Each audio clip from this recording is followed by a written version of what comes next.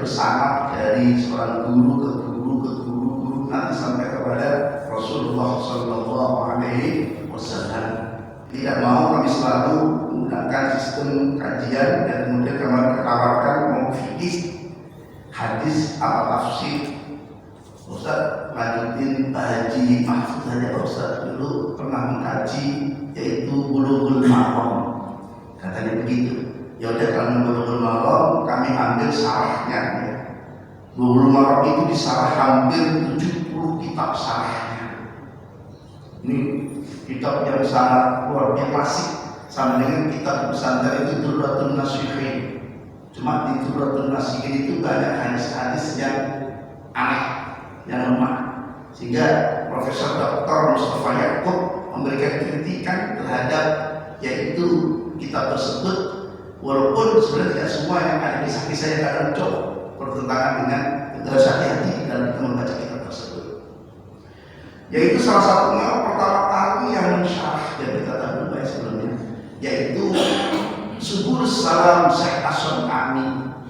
Subul Salam terkenal, itu pensarah pertama kali kitab Bulughul Maram. Bulughul Maram ini sebenarnya mukhtasar Bulughul Maram min adillah min ahkamil adillah. Arti Bulughul Maram datang dulu.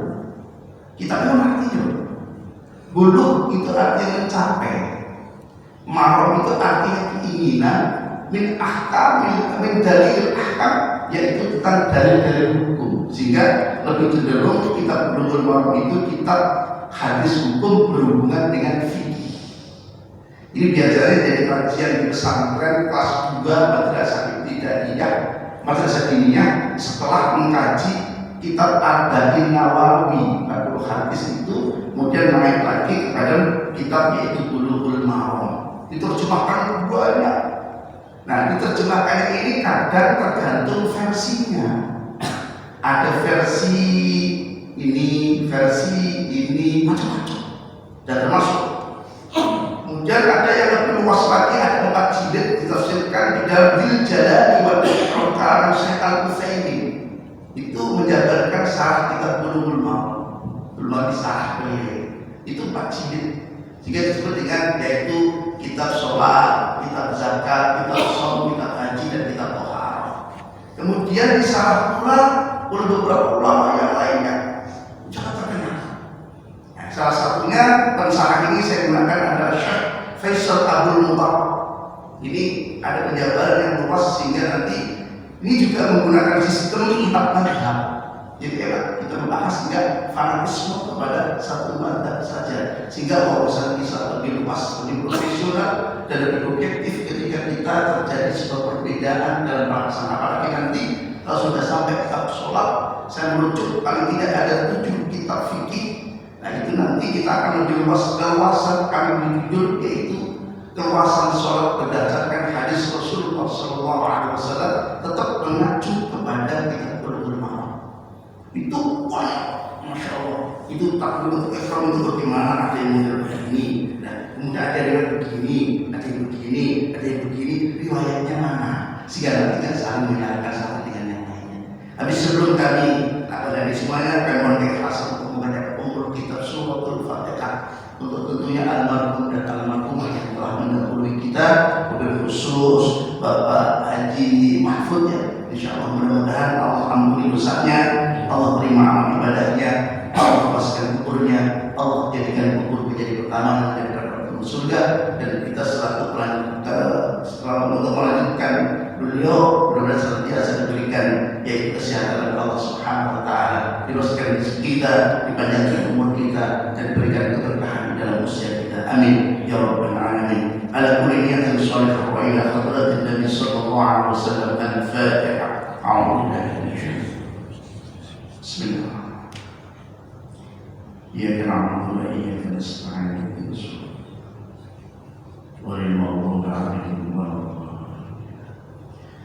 Yang dimuliakan oleh Allah Subhanahu wa taala. Jadi siapakah pengarang yaitu itu tidak, yaitu pengarang kitabnya yaitu Ibnu Hajar Al-Asqalani. Nama panjangnya adalah Al-Hafidz Al-Kabir Ahmad bin Ali bin Hajar Al-Asqalani. Lahir ada tahun 773 Hijriah dan wafat tahun 850 Hijriah, dan beliau bermadzhab Imam Syafi'i. Tapi dalam kajiannya sangat luar biasa. Beliau punya murid yang sangat alim, yaitu Ansori. Zakariya Al-Ansori yang mengarang kitab I'anatul Talibin. Punya murid lagi Zakariya Al-Ansori, yaitu Ibnu Hajar Al-Haytami. Alim-alim semua, luar biasa.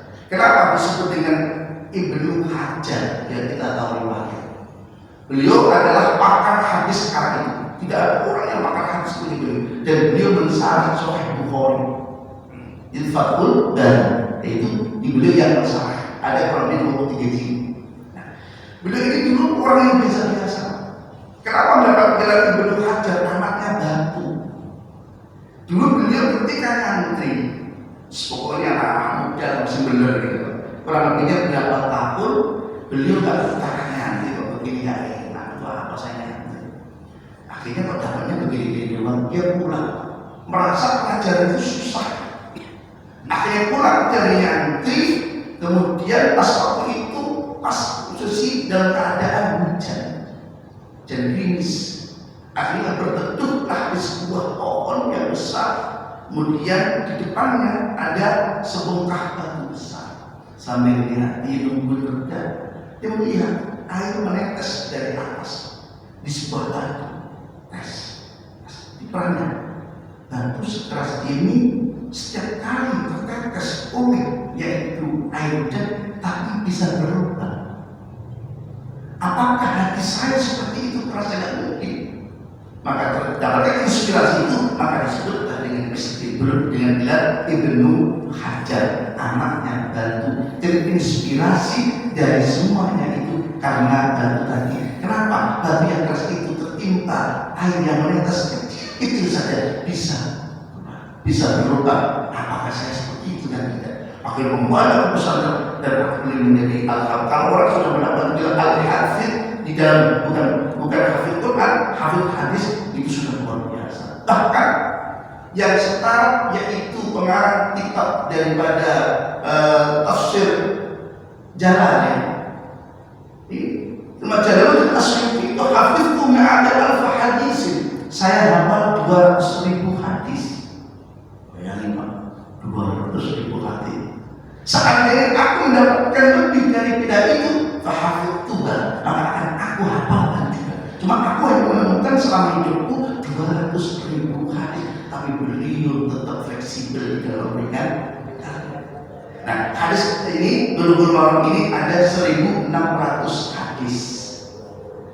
Ada, menurut beliau menyebutkan ada yang lemah, tapi nanti dijabarkan kelemahannya. Hanya cukup yaitu hadis-hadis yang sahih. Tapi 90% hadisnya adalah sahih yang akan dijabarkan. Dan indahnya di dalam syarah ini adalah ada asbabul wurud, sebab-sebab diturunkannya yaitu hadis. Seperti itu kemarin saya tawarkan itu mau pakai dari bab mana sih? Mau dari bab awal, apakah dari bab sholat saja dulu? Dari awal aja saja kami awal, nanti kita lihat, kemudian baru nanti masuk ke bab yaitu sholat kita dulu dari awal. Sehingga nanti pengetahuan tentang hal ini akan lebih luas berdasarkan dalil-dalil yaitu sunnah Rasulullah SAW. Babul awal yaitu bab yang pertama adalah kitab Thaharati, kitab Thaharah. Biasanya kalau Thaharah ini lainnya pasti hubungannya dengan air, alat untuk mensucikan kita baik dari hadas kecil maupun hadas besar. Pertama kita membahas kesucian air laut dan asbabul wurud hadis ini turun. An Abi Hurairah radhiyallahu anhu qala, dari sahabat Abi Hurairah. Abi Hurairah itu nama aslinya adalah Abu Hurairah, bukan sebutan. Abu Hurairah itu dulu sebenarnya beliau itu orang yang hafalannya sedikit. Ini salah satu di antara 52 mukjizat Rasulullah SAW. Abu Hurairah itu ketemunya kan di Madinah, bukan di Mekah waktu sudah di Madinah. Tapi beliau paling dekat dengan Nabi, tapi hafalannya kurang bagus, nggak dopik. Akhirnya bilang sama Rasulullah, saya sering berjumpa dengan Anda, sering mendengar hadis Anda, tapi kok saya sering lupa dari hafalan kok ya Rasulullah. Ya udah, akhirnya minta serbannya. Serban diminta, serban kemudian digelar, diamalkan, kemudian ada sesuatu yang diambil oleh Rasulullah. Kemudian dimasukkan sesuatu oleh Rasulullah. Sekarang pakailah serban ini. Mulai sejak itu Abu Hurairah apapun yang didengar dari Nabi langsung hafal. Kalau sekarang ada kita yang hafal Quran langsung baca hafal, langsung baca hafal. Abu Hurairah, masya Allah, luar biasa. Qala Rasulullah sallallahu alaihi wasallam fil bahri. Jadi suatu ketika Rasulullah yaitu bersabda yaitu tentang air laut. Kenapa kok sampai ada hubungannya air laut? Nah, pasti kan ada sebab-sebabnya. Gitu. Tapi kalau kita tidak mengkaji syarah, hanya monoton yaitu muhtasornya saja, yang diartikan pokoknya. Tapi ini ada ternyata. Wa tahuru ma'uhu al-hillu maitatuh. Sesungguhnya air laut itu adalah suci airnya, halal bangkainya. Ada dua bangkai yang tentunya halal, dan semua bangkai hukumnya najis kecuali satu. Air, ini bangkai itu semuanya haram kecuali dua, bangkai ikan dan bangkai belalang. Semua bangkai najis kecuali satu, bangkai manusia. Itu semua bangkai najis, hanya satu manusia. Semua bangkai haram kecuali dua, ikan dan belalang. Sebab kalau kita mengenai ikan, kalau mati tetap hukumnya halal. Nah, akhrajahul arba'atu, dikeluarkan hadis ini oleh 4 imam ahli hadis. Yaitu Ibnu Abi Syaibah wa lafzuhu man sahahahu Ibnu Khuzaimah, disahihkan Ibnu Khuzaimah wa Tirmidzi wa rawahu Malik wa Syafi'i wa Ahmad. Hadis ini muncul karena apa? Nah, sekarang kita penjelasan dalam beberapa riwayat. Dari Al-Mughirah bin Abi Babaruqah, dari Bani Abd, bahwa ia mendengar bahwa Abu Hurairah radhiyallahu anhu menceritakan ada seseorang datang kepada Rasulullah sallallahu alaihi wasallam di asbabul wurudnya. Nah, bertanya, ya Rasulullah, kami sedang berada di atas laut dan hanya memiliki atau membawa sedikit air. Bawa juga hanya sebatas untuk minum. Jika air tersebut untuk berwudu, maka kami akan kehausan. Bolehkah kami berwudu dengan menggunakan air laut ya Rasulullah? Nah, ini awal mulanya. Namanya asbabul wurud. Kalau Al-Quran asbabul nuzul. Nah, kita harus tahu. Sehingga banyak hadis-hadis yang kadang nggak tahu asbabul wurudnya, asal ceplok diucapkan. Nggak ngerti serempet, akhirnya hadis diartikan menurut pikiran sendiri, bukan berdasarkan penjelasan ulama.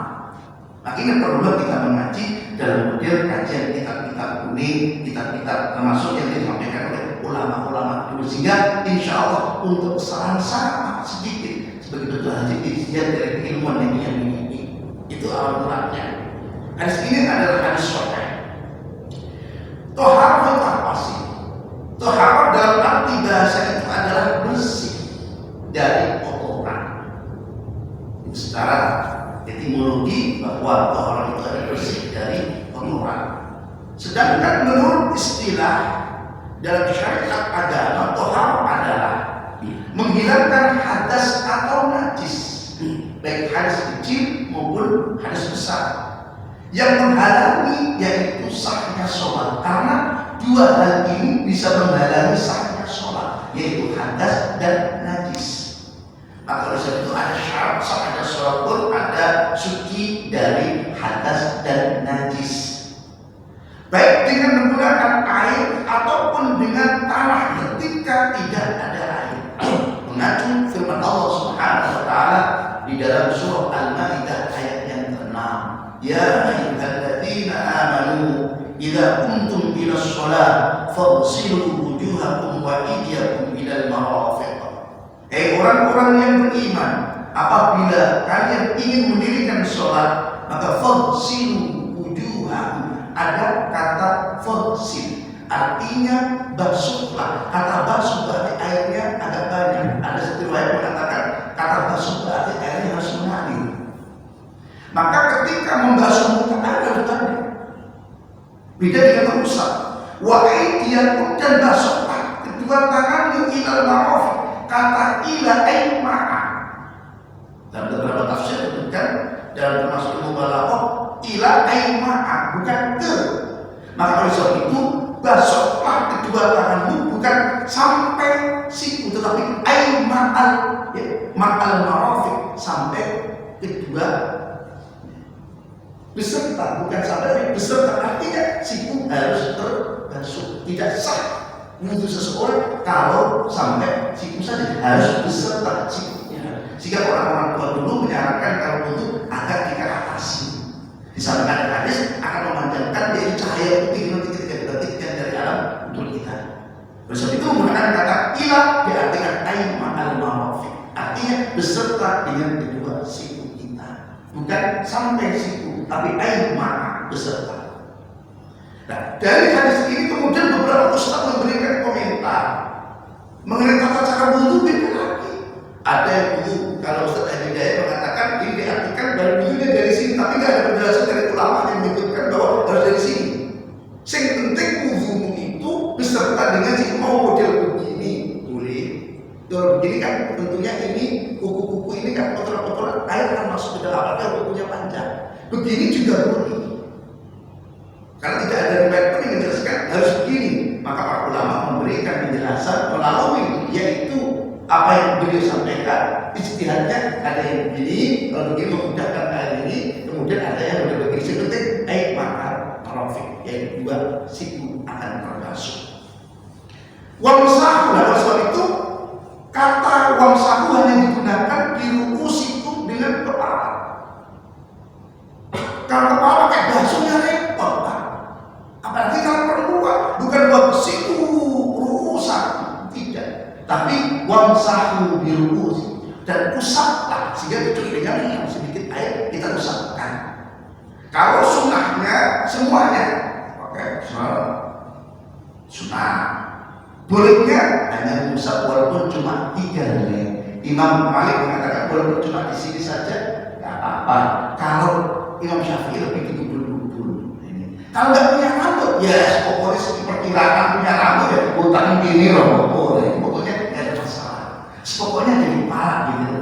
Ini menggunakan kata usap, tidak pakai kata wasil, basuh. Dan basuh repot, Pak. Mengikat biasa. Nah ini. Itu diantaranya wasil. Kemudian wa'arjulakum ini mengikuti wa yang di atas. Wa'arjulakum ila ka'baini. Nah, kata menggunakan kata ila aima al-ka'baini, dan basuhlah yaitu kedua kakimu ila ka'baini beserta dengan mata kaki, bukan sampai mata kaki. Maka orang-orang tua dulu kalau kajiannya sampai mata betis. Ya, ada yang sampai apa terlalu tinggi lah, seperti lah itu. Betul, supaya nanti kita nggak sadar ragu. Takutnya nanti kalau saya cuma sampai di mata kaki repot, maka harus di atasnya. Ini kan.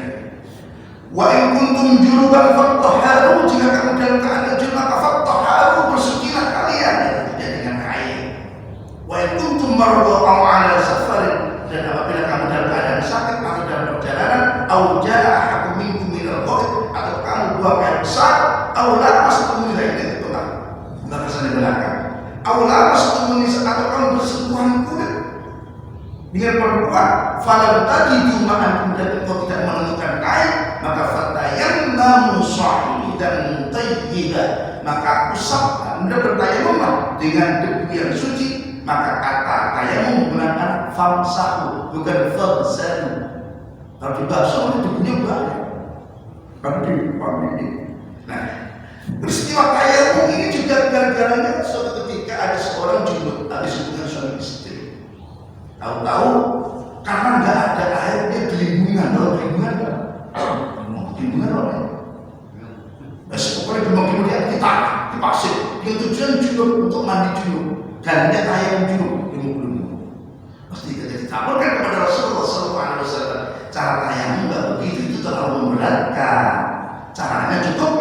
lanjutin ayat tadi, famsahu biwujuhikum wa aydikum, usaplah mukamu dan kedua tanganmu. Kata usap ini ya, cara tayamum itu ada tiga.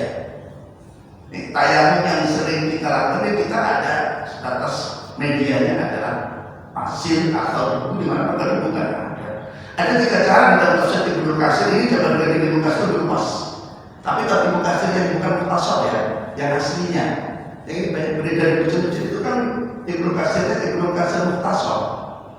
Ambil faham itu ringkasan Ibnu Katsir. Kalau belajar Ibnu Katsir luas itu banyak, bab jilid lainnya. Itu ada 2. Kata Nabi, kalau muka ada pasti sama. Mau caranya kalau mau sepenting ini atas. Yang kedua cara membasuh kedua tangan ada 2 riwayat, ada 3 riwayat. Ada sekali ini untuk ini dan ini selesai. Jadi sekali bukan untuk 2 anggota. Ada setiap anggota dengan sekali tepukan. Jadi 2 kali sudah selesai. Mengenai tangan ada 2 riwayat hadis. Hanya sebatas ini saja pergerakan. Bisa selesai. Ini lebih ringkas, apalagi untuk para wanita ketika dalam perjalanan dia tak mungkin. Tapi begini, orang banyak, maka cukup di sini. Riwayat yang kedua adalah beliau mempraktikkan sampai yaitu proses pelaksanaan wudhu. Ini kemudian sama. Tapi kalau banyak, tapi kalau simpel kayak tadi, Rasulullah mempraktikkan ayam selesai. Ini untuk praktek ayam. Jadi ada 3 praktek sekali, bukan untuk 2, kemudian tadi sampai sini, kemudian sampai sini. Silakan pilih salah satu sumbernya dari hadis Rasulullah SAW. Nah, tujuannya apa? Ma'yuridullah liyaj'ala kemudian Allah mengendaki kamu kesulitan. Walakin yuridu yutahhirakum wa yutimma ni'matahu 'alaikum. Allah mengendaki untuk menyempurnakan nikmat Allah kepadamu. La'allakum tashkurun, dan supaya kalian bersyukur. Artinya kalau kesulitan dalam hal sesuatu jangan dipaksakan, bisa menggunakan yaitu dalil-dalil melalui hadis Rasulullah SAW. Perkataan al-miyah, miyah itu secara bahasa artinya sesuatu yang sudah makhluk. Sehingga sebutan miyah itu juga disebutkan kata mak, ya, jamak dari kata mak. Jadi kalau jamaknya kata mak itu adalah miyah. Maka oleh sebab itu di sini banyak jamak dari kata mak ini air itu bermacam-macam hukumnya. Jadi hadis di atas merupakan jawaban atas sebuah pertanyaan yang disampaikan oleh sahabat tentang masalah yaitu beliau suatu ketika tadi di dalam lautan, ternyata ketika di dalam lautan dia hanya membawa 1 botol air yang hanya digunakan untuk minum saja. Kalau sekiranya nanti saya gunakan untuk wudhu, maka itu akan habis. Ditanya Rasulullah. Rasulullah menjawab memberikan keringanan bahwa air laut itu semuanya suci. Akhirnya diberikan berwudhu dengan menggunakan yaitu air laut. Nah, ini juga memberikan faedah bahwa air laut itu suci dan mensucikan. Tohir. Di dalam hadis ini juga terdapat pensyariatan memberikan jawaban lebih atas. Artinya apa?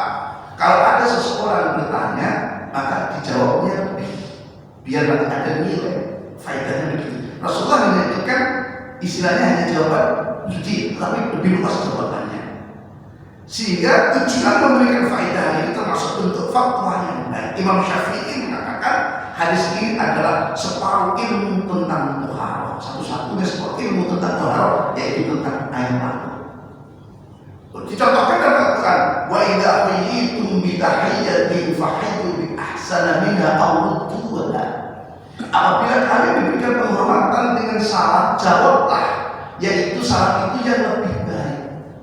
Aw rudduha, atau paling tidak semisal. Inilah maksudnya. Assalamualaikum, jawabnya waalaikumsalam. Lebih bagus waalaikumsalam warahmatullahi. Assalamualaikum warahmatullahi wabarakatuh. Jawabnya waalaikumsalam warahmatullahi wabarakatuh. Assalamualaikum warahmatullahi wabarakatuh. Ada satu yang mengatakan waridwan bapak sama. Tapi dalam tafsir Ibnu Katsir tidak perlu dijawab dengan tambahan, cukup menunjukkan bahwa Kanjeng Nabi pernah ketika dijawabkan salam hanya sampai warahmatullahi wabarakatuh. Kisahkan ada 3 sahabat datang kepada Rasulullah SAW. Assalamualaikum ya Rasulullah. Waalaikumsalam warahmatullah. Datang lagi. Assalamualaikum warahmatullah ya Rasulullah. Waalaikumsalam warahmatullah wabarakatuh. Yang ketiga datang. Assalamualaikum warahmatullahi wabarakatuh ya Rasul. Waalaikumsalam warahmatullahi wabarakatuh. Yang ketiga protes. Ya Rasul, ketika orang pertama mengucapkan salam assalamualaikum, kau jawab lebih ya Rasulullah. Waalaikumsalam warahmatullah. Salam kedua mengucapkan tambah lagi ya Rasulullah. Assalamualaikum warahmatullah, kau jawab warahmatullah. Ketika saya mengucapkan assalamualaikum warahmatullahi wabarakatuh, kenapa tidak kau tambah ya Rasulullah? Karena tidak ada jawaban lagi setelah itu. Artinya menunjukkan bahwa syarat salam itu paling lengkap cuma sampai warahmatullahi wabarakatuh. Nah, ada yang menambah warahmatullahi wabarakatuh. Nah, itu hadisnya lemah. Cukup dengan menggunakan warahmatullahi wabarakatuh. Jemaah dimuliakan oleh Allah Subhanahu wa taala, ini asbabun nuzul dari hadis tentang air laut. Sekarang tentang air.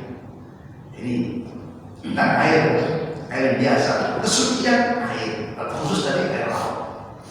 Wa an Abi Sa'id Al-Khudri, dari sahabat Abu Sa'id Al-Khudri, ini juga sahabat paling dekat dengan Nabi, dan beliau orang yang paling setia pada Nabi dan menjadi utusan penting Rasulullah tempat beberapa wilayah ketika penyebaran Islam. Beliau posisinya memang orang miskin, tapi tidak pernah mengemis di hadapan Rasulullah SAW. Dan beliau adalah orang yang sangat disayang Rasulullah SAW. Dia mengatakan begini, ia berkata, kalau Rasulullah SAW, bersabda Rasulullah SAW, innal ma'a tahurun la yunajjasuhu syai'un. Sesungguhnya air itu suci dan mensucikan, tidak ada sesuatu yang menajiskannya. Ini kalau diartikan yang terlebih, berarti kalau disiram pakai najis jangan disiram. Oh, ini hati-hati bahas hadis seperti ini. Harus dari pakar para ulama ahli hadis. Hadis ini adalah sebenarnya jawaban atas sebuah pertanyaan yang ditujukan kepada Rasulullah. Awalnya ada sebab berurutnya. Jadi ada, wahai Rasulullah, apakah kami boleh berwudu dari sumur Baidoah? Nah, sumur Baidoah itu di mana? Nanti kita akan lihat dalam beberapa penjabaran hadis. Wahai Rasulullah, apakah kami boleh berwudu dari sumur Baidoah? Baidoah itu sumur yang ada di sebuah lembah. Tapi tempatnya, satu riwayat itu, sumur itu diceburi darah, diceburi daging anjing dan sesuatu yang busuk. Semua kotoran masuk ke sana ya Rasulullah.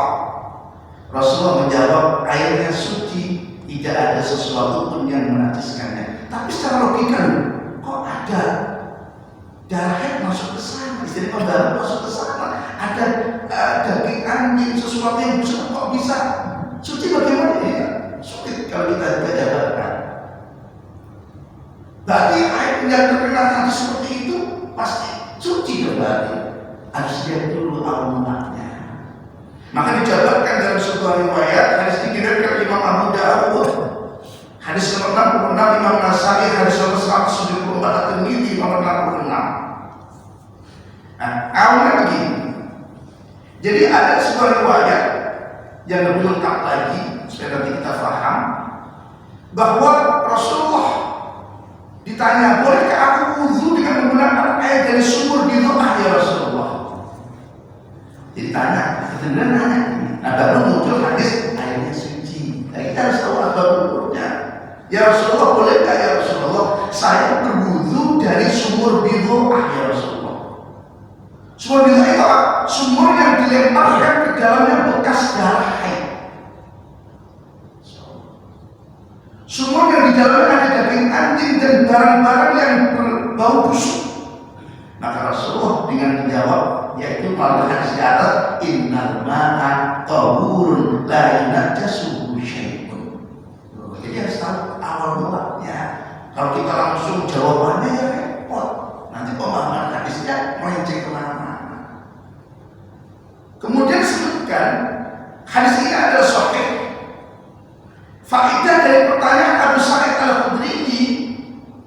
apa?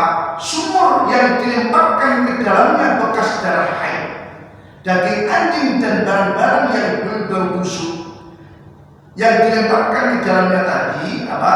Menurut yaitu Al-Khattabi di dalam hukumnya Ma'al Sunnah mengatakan kebanyakan orang ragu ketika mendengar hadis ini. Kok saya ragu, kebanyakan hadis ini dilakukan padahal hadis ini sahih. Apa mungkin sih dalam air kok kemasukan istilahnya pembuangan daripada haid, kemudian ada kotoran-kotoran di sungai masuk kotak maka kok ini jadi suci? Tidak mungkin. Apakah hal tersebut merupakan kebiasaan mereka ataukah mereka ini gimana? Akan dijabarkan oleh para ulama dan termasuk di dalam Rasul sendiri, dan menjadi kebiasaan orang terdahulu maupun kini bahwa kebersihan itu merupakan hal yang sangat penting, termasuk menjaga kesucian air.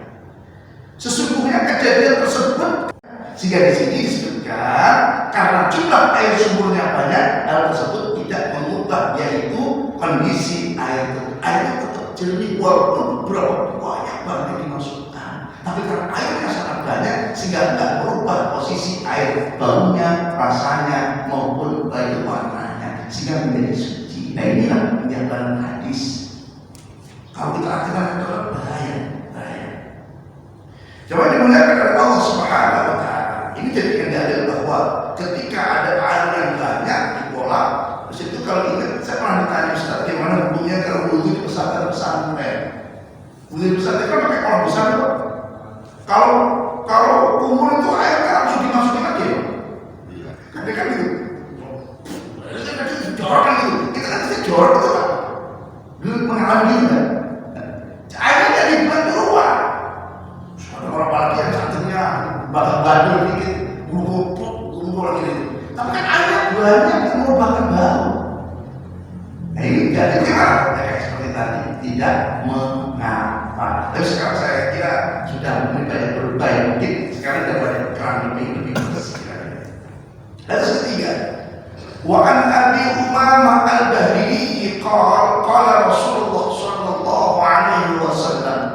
Dari Abi Umamah al-Bahili, dia berkata Rasulullah sallallahu alaihi wasallam bersabda, innal ma'a la yunajjisuhu syai'un illa ma ghalaba ala rihihi wa ta'mihi wa lawnihi, arihi wa ta'mihi wa lawnihi. Sesungguhnya air itu tidak akan membuat najis sesuatu apapun itu, kecuali kalau kita dapati air itu sudah berubah rihu, yaitu apa namanya? Rihu, kemudian ta'muhu wa lawnuhu, berubah rasanya, warnanya dan baunya. Kalau ada salah satu di antara tiga hal tersebut, berarti air tersebut sudah dikatakan air yang najis. Akhrajahu Ibnu Majah.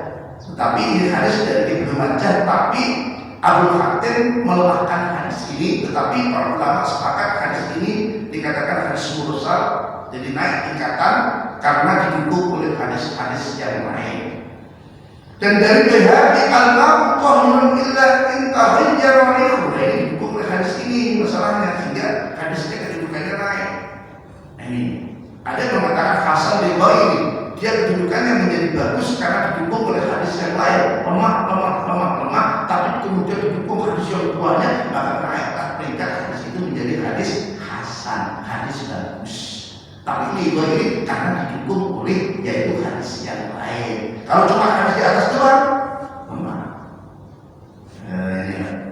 Walil Baihaqi, dan menurut Imam Baihaqi, al-ma'u tahirun, air itu semua asal mulanya suci, illa kecuali in taghayyara rihuhu, jika sudah berubah yaitu rihuhu, baunya, atau rasanya, atau yaitu warnanya, binajasatin tahdutsu fihi, disebabkan karena najis yang mengenainya. Contoh, nanti kalau Imam Syafi'i menyebutkan dua buah itu berapa buahnya? Berapa buah?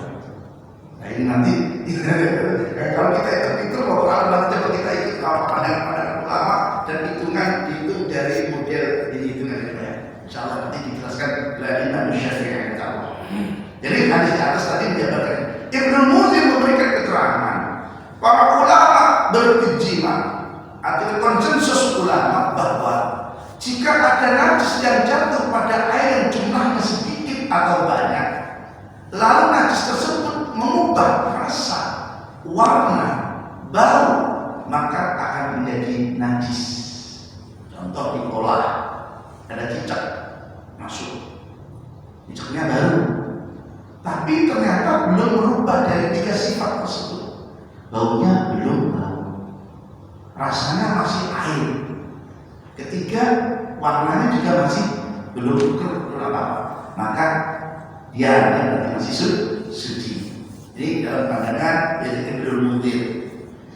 Nah ini baru penjabaran yang disampaikan oleh Imam Syafi'i berapa ini. Termasuk air ulah itu ada yang mengatakan ada 2 ulah. Menurut Imam Syafi'i 2 ulah itu air yang memenuhi satu tempat di mana lebar, panjang dan tinggi itu masing-masing 1/4 hasta. 1/4. 1 hasta kan sini. Kalau 1/4 itu berapa? Sini. Itu kan dari sini ada semeter. Ada? Enggak ada. Setengah meter. Setengah meter. Pokoknya hitungannya hasta. 1 hasta 1/4. Buat 1 meter lah kita lebih enak. Kalau kolah itu sudah panjang, lebar dan tingginya itu sudah 1 meter dan terkena seandainya kayak tadi, maka tidak najis. Jadi mana ulama dan itu diikuti oleh jumhur ulama. Nih. Jadi 1/4 hasta, 1/4 hasta. Jadi hitungannya seperti itu.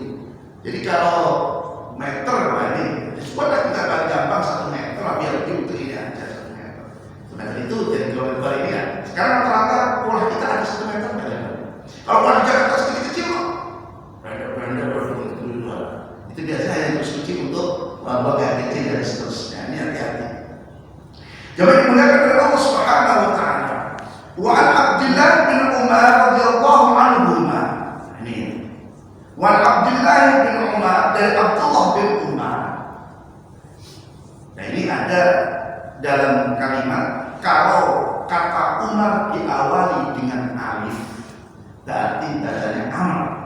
Jadi Abdullah bin Amr sama Abdullah bin Umar beda. Terus itu ditandai dengan kalimat setelah kata ibni ada alifnya.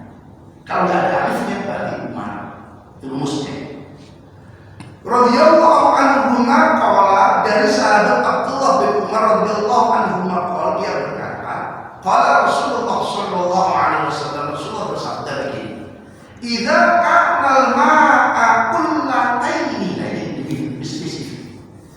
Jika air itu sudah mencapai 2 ulah, lam yahmil al-khabatha wa filadzin lam yanjus, maka air itu tidak najis, tidak mengandung yaitu khabath najis. Artinya kalau patokan Imam Syafi'i, kalau airnya sudah 2 ulah walaupun kemasukan misalnya tikus, sing penting belum berubah 3 sifatnya, maka suci. Tapi kalau belum ada 2 ulah sebelum tadi, kalau kena najis seperti itu dikuras. Kenapa? Menurut pandangan para ulama adalah itu sudah najis karena belum mencapai walaupun belum berubah sifatnya, karena aturannya adalah ulah berdasarkan hadis di atas. Hadis ini diriwayatkan oleh Imam Baihaqi dan kitabnya Al-Kubra dan termasuk hadis Imam dan seterusnya. Hadis ini kedudukannya adalah hadis hasan, hadis yang bagus.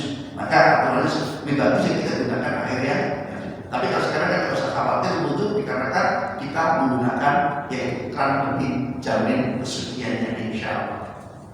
Nah, dari hadis di atas ada penjabaran bahwa hadis ini menunjukkan bahwa air dengan volume 2 ulah tidak akan menjadi najis karena adanya najis yang menempel. Posisi bukan 2 ulah, maka itu kalau 2 ulah yang ditujukan untuk wudhu paling tidak semeter. Sehingga nanti kalau kejatuhan cicak atau apa benda-benda yang najis tidak akan najis. Dari sini dapat dipahami pula bahwa jika volume air kurang dari 2 ulah berarti akan menjadi najis.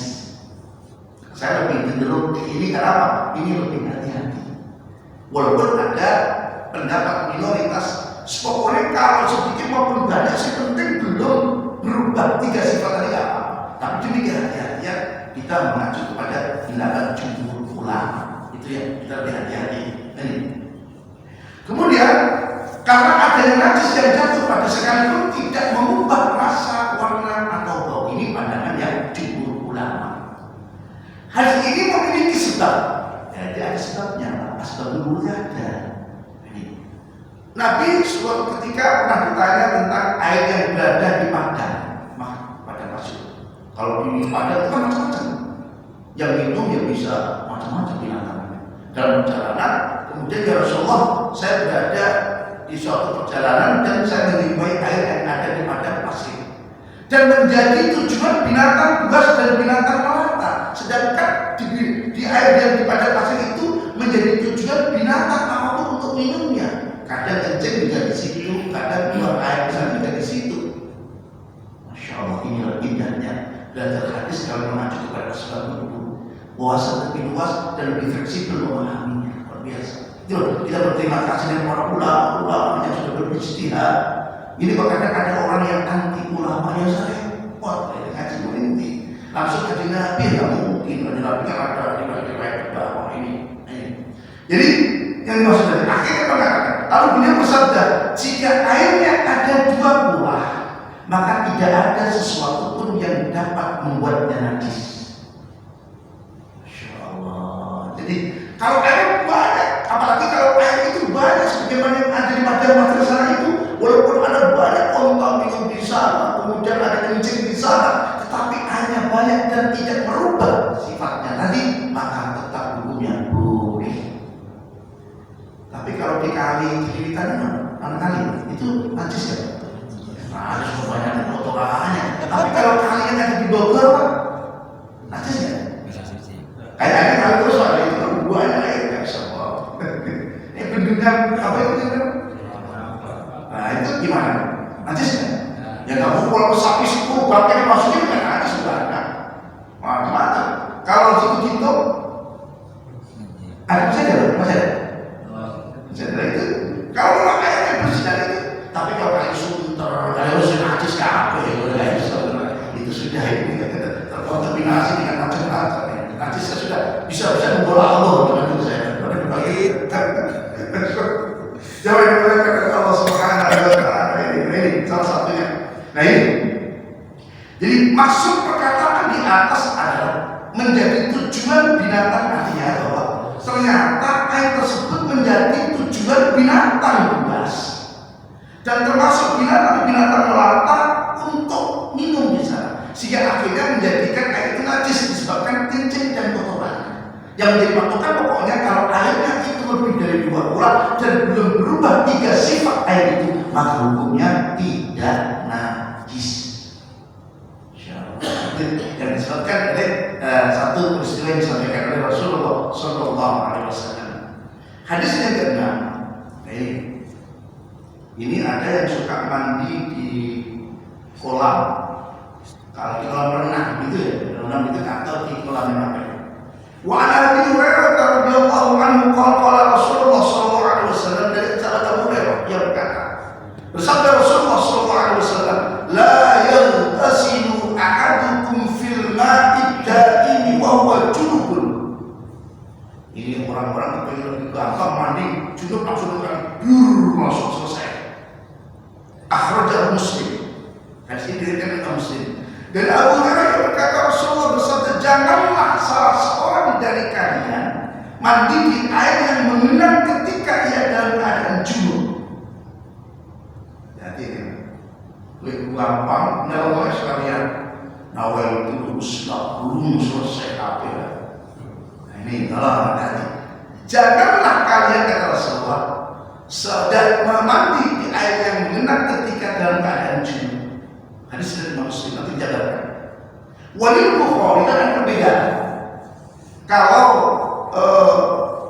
dari Imam teksnya, kalau dari Imam Muslim mengatakan di atas layar taksim ahadukum, kan itu lain lagi.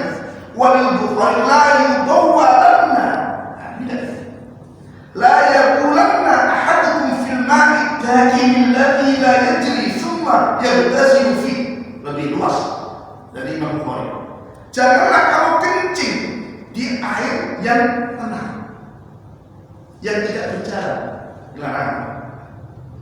kencing di air yang tidak berjalan. Summa yang tasilu itu kemudian kamu mandi di dalamnya. Ya kayak di kolam renang itu modelnya. Itu bukan dari sebenarnya kita mau keluar kunci di kolam renang. Manis sekalian. Larangan. Kenapa ada hadis banyak yang menjelaskan tentang larangan kita kencing di tempat atau air yang tenang.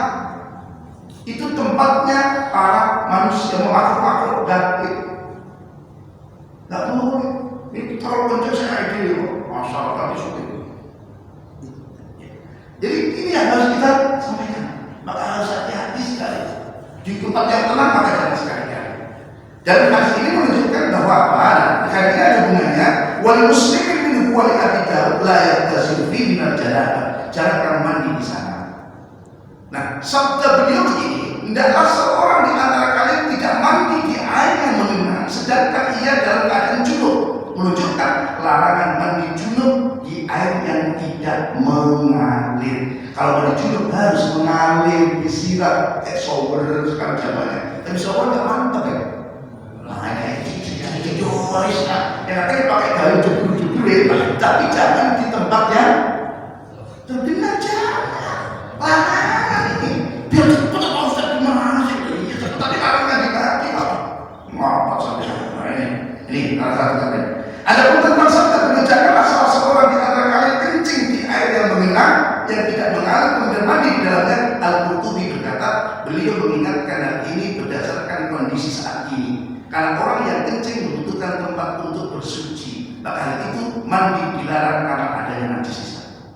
Sengaja, kecuali itu ya nggak sengaja lah ya lagi lah. Siapa yang tahu orang banyak yang kencing ada?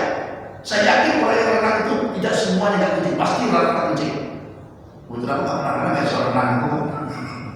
Nah kecuali renangnya di laut, lain cerita. Sedikit lagi, Al-Hafidz Ibnu Hajar berkata, larangan kencing di air yang mengenang adalah agar tidak membuat air tersebut najis. Kalau kencing terus akhirnya najis kabeh. Repot. Maka ini indahnya salah satu yang disampaikan oleh Rasulullah Sallallahu Alaihi Wasallam. Telah dinukil dari Imam Malik bahwa beliau mengeksplorasikan larangan ini karena untuk membersihkan diri dari tempat yang. Jadi kalau kita mandi di sana sama dengan kita mandi di air yang najis. Maka kita juga junubnya sah tapi najis dan kita kenapa tercampur dengan najis. Mungkin ada beberapa pertanyaan yang berhubungan dengan air ini, monggo silakan.